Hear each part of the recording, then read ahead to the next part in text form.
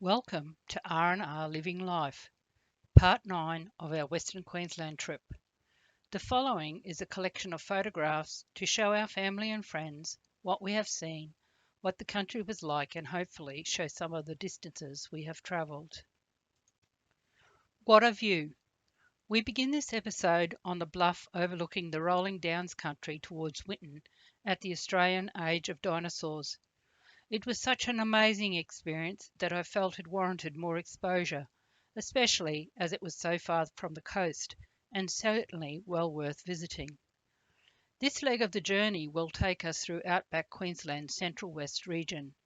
We travel through the towns of Longreach, said to be the heart of outback Queensland, where we visited the iconic Australian Stockman Hall of Fame, Ilfracombe, where we stretched our legs by taking a walk along the Lynn Cameron Machinery Mile, checking out some amazing historic machinery and the historic precinct, then on to Barcaldine, where we visited the Tree of Knowledge.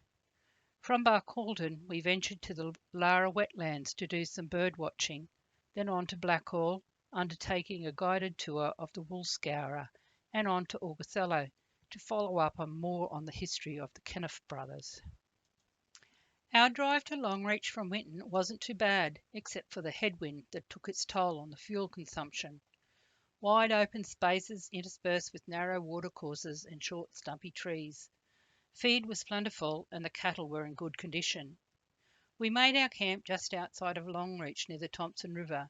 Though a bit dusty, there was plenty of space. We took a walk up to the old bridge and then back along the road past the Pride of the Thompson prior to its sinking, before calling it a day. With pioneering history at its core, the Central West had many interesting places to visit. We watched a restored Cobb and Co stagecoach make its way through the streets of Longreach, strolled down to the Thompson River from our campsite just out of town to watch an amazing sunset before visiting the Stockman's Hall of Fame the next day. The unmistakable red and white livery of a Qantas jumbo jet dominated the skyline on the outskirts of town.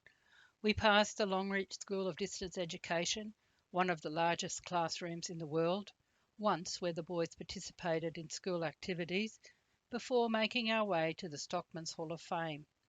Our family had visited not long after it had opened, so it was interesting to see the exhibits and the changes that have been made. It was well worth the visit. The Hall of Fame pays tribute to Australia's pioneers and their contribution to the development of the nation. From the nation's earliest days, the stockmen have been a symbol of courage, resilience, and hard work, and the museum celebrates the lives of these hard-working individuals. Rick and I spent quite a bit of time enjoying listening to the audio and immersing ourselves in the many interactive displays as we strolled around the exhibits. There is so much to see and hear about, with 5 themed galleries that celebrate the stories of Indigenous Australians, pastoralists and explorers of the outback. The Hall of Fame certainly highlights the importance of Australia's history, its people and its culture. Rick and I enjoyed our time in Longreach, but it was time to continue on our journey.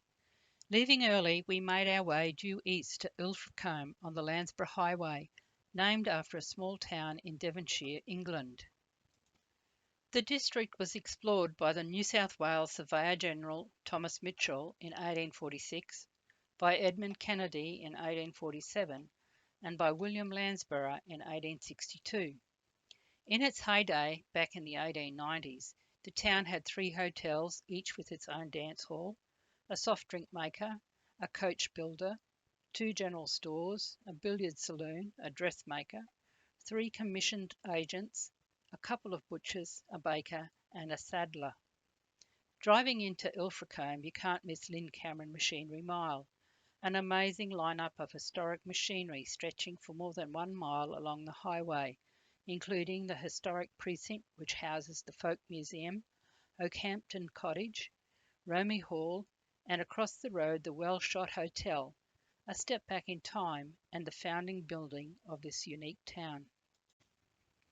Rick and I took a stroll along the Machinery Mile, past the Ilfracombe Post Office, a beautiful old tongue and groove building that was home to the first motor mail delivery in the Commonwealth of Australia, the route being between Ilfracombe and Isisford, past the Wellshot Hotel to the Memorial Park, where I found a sculpture of local NRL legend Matt Scott. Ilfracombe is such an interesting little town with so much history. We certainly got our steps up in Ilfracombe that day. As time was getting away from us, we didn't get to see all that it had to offer before making our way further along the highway to Barcaldine, situated on the junction of the Capricorn and Landsborough highways, and known as the Garden City of the West.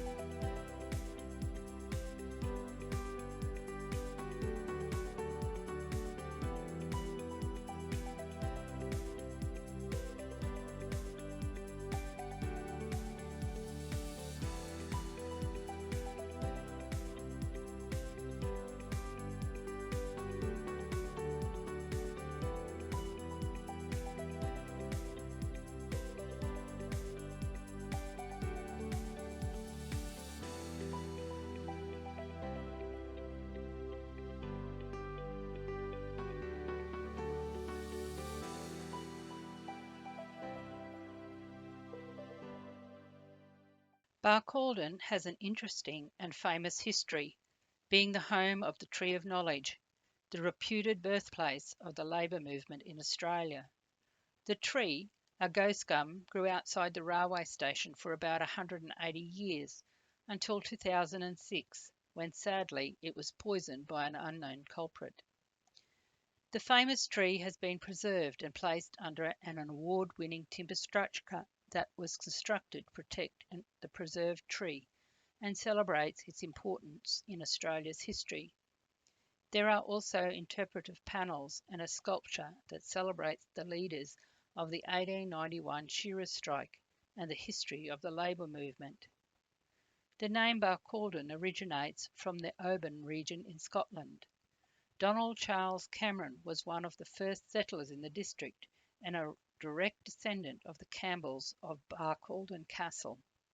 He settled on a portion of land confronting the Alice River and immediately named his property Barcaldine Downs. The railway line came as far as Lagoon Creek in 1886, and the township of Barcaldine developed on land from the Barcaldine Downs Run.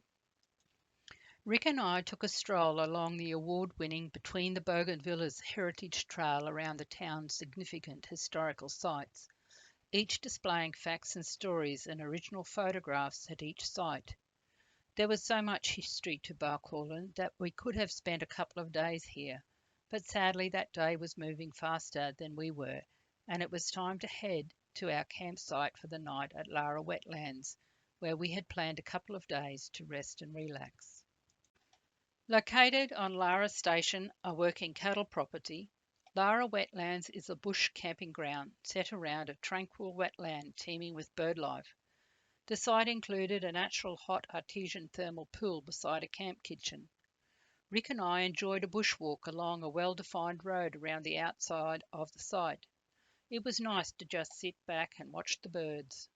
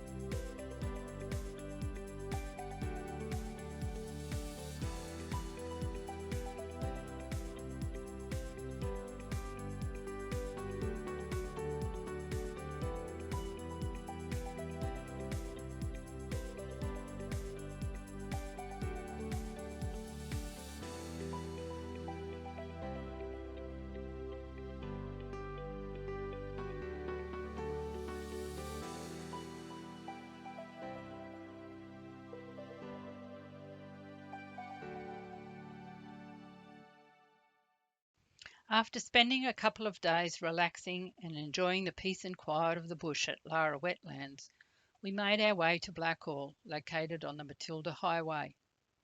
Blackall was named after Sir Samuel Blackall, the second Governor of Queensland, with the district being discovered in 1846 by explorer Major Thomas Mitchell. The township was gazetted in 1868. There is plenty of heritage and history in Blackall. Rick and I explored Blackall, checking out all the heritage sites listed on a pamphlets we had picked up at the information centre. Blackall was the first outback town to start drilling an artesian bore back in 1885 and is also home to the Black Stump, which was used for surveying purposes and permanently marks the original Astro station established in 1887, with anything west of this point said to be beyond the Black Stump. It is said that Blackall grew into a thriving outback township literally off the sheep's back. The Blackall Wool Scourer, a collection of large sheds containing shearing and scouring equipment built for the Blackall Proprietary Wool Scouring Company, commenced operations in 1908. Rick and I took a very informative guided tour of the historic Blackall Wool Scourer and discovered more about the wool industry. The Wool Scourer is the last remaining fully operational scour in Australia and a virtual living museum. We were amazed to observe the working wool scouring machine used to clean the wool that was commissioned over 115 years ago. The slow rotation of the old sprockets and loose chains driving the strange fingers like claws slowly pulled the wool through the cleaning tanks to be fed into the specifically engineered drying process, which incorporated the heat from the steam without the moisture in a multi-level drying machine at the end of the scouring line. In the 1840s, wool scouring became one of the methods for cleaning impurities from wool after shearing, and began as an alternative to sheep washing in Australia. Initially, scouring was done by methods such as pot and stick and handbox, but by the early 1890s, steam-driven mechanised scouring dominated the industry. The ingenuity from over a century ago, still in working order, was truly amazing to see. The Blackall Historic Wool Scourer operated from 1908 until it closed in 1978 and played a large part in the lives of many of the Blackall families.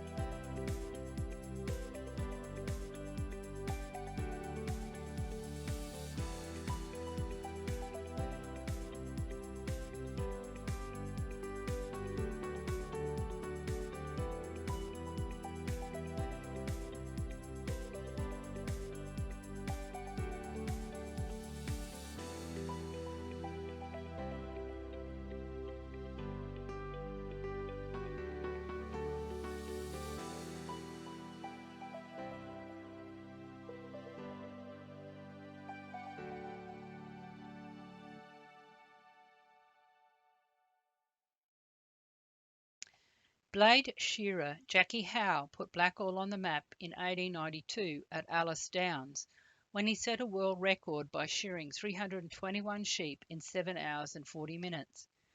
It actually took another 58 years before anyone could match this feat, and that was by machine shears.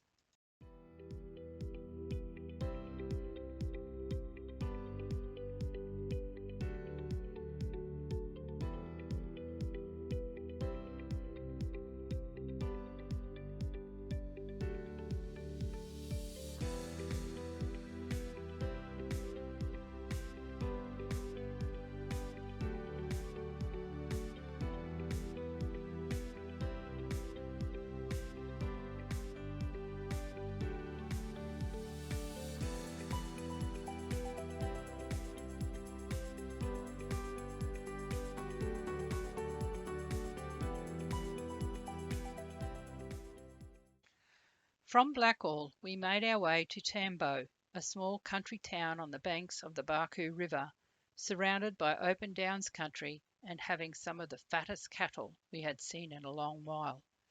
The first European exploration of the district was by Sir Thomas Mitchell in 1846, who described the area as a region of downs and plains extending westwards beyond the reach of vision.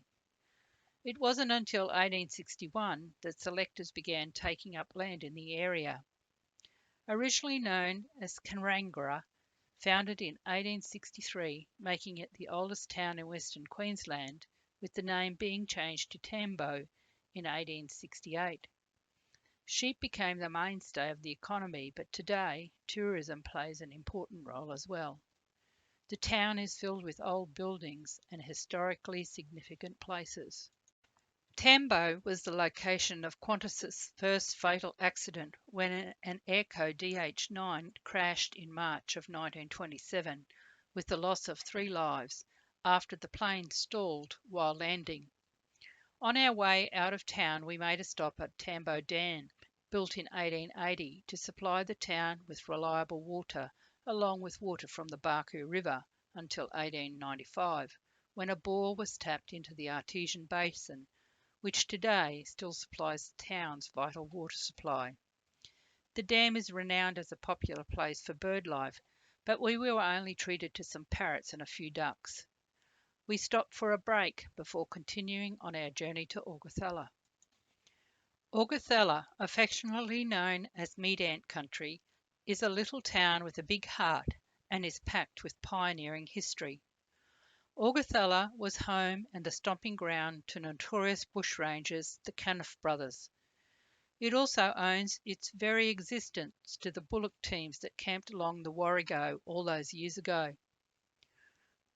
We were unable to visit the gallery and cinema with exhibits of heritage photographs and where we could have watched the 1956 movie Smiley, based upon a local identity, but unfortunately it was closed.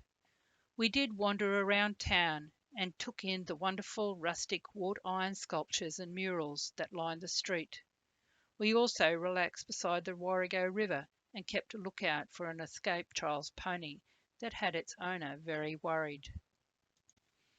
I hope you have enjoyed this episode through Outback Queensland's Central West. Join us next time as we continue on our homeward journey.